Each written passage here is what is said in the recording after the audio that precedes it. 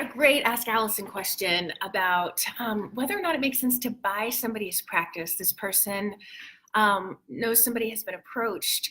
They wanted to go into private practice anyway, and so it's kind of like, here are the keys. Do you want my private practice? Like clients, everything. So, and I've actually worked with a few people who have bought practices, so I thought it was a really good question to answer for those of you whom it might apply. So, one of the things to make sure that you have is like a very, very tight and solid contract. Sometimes it feels like it's kind of a handshake deal in some of the circumstances with the folks I've talked to, and this is not a handshake deal kind of situation. You're going to need to hire lawyers, you're going to need to sit down and negotiate exactly what that looks like if you choose to buy a practice. Now, part of what we always talk about in abundance is how we are different from other therapists. I'm different from the other eating disorder therapists in my town. So even if we share the same niche, we still work a fair bit differently. And we have a slightly different ideal client most of the time. So I think that that's a really important thing to consider is like, are these the clients you're really going to do the best work with, honestly? Or does it make more sense to just go ahead and start your own practice, pulling in the people that you do your best work with? In this circumstance, that it was offered, like, if you pay me $60 for my practice, come on in. I'm making $80,000. Did I say 60,000? I hope so, not 60. $60,000. My practice is making $80,000 a year. That is the circumstance that this person wrote in with. In which case, I'd say, like, you're going to lose a bunch of those clients because you're not that person.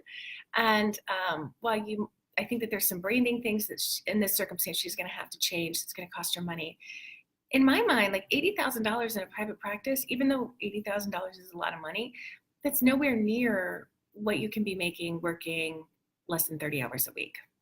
The buildup will be slower, but when you think about buying a practice and taking on these clients that didn't choose you, really, you're going to have more people roll off. You're going to have potentially a harder time bringing in the clients that you actually do great work with. So most of the time, I recommend not buying a practice.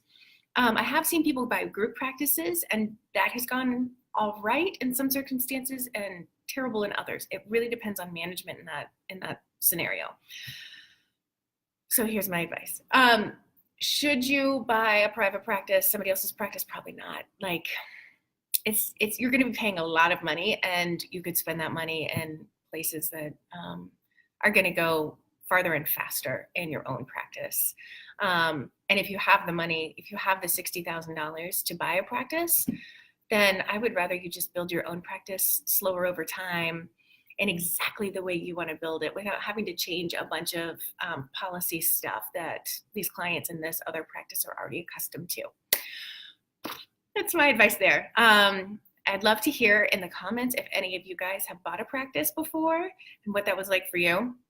And if you feel like, yeah, I'd love to start my own practice, but I don't know where to start, I've got the free checklist at abundancepracticebuilding.com/checklist. And if you need help getting clients in the door, we've got the Abundance Party at abundanceparty.com, and that helps.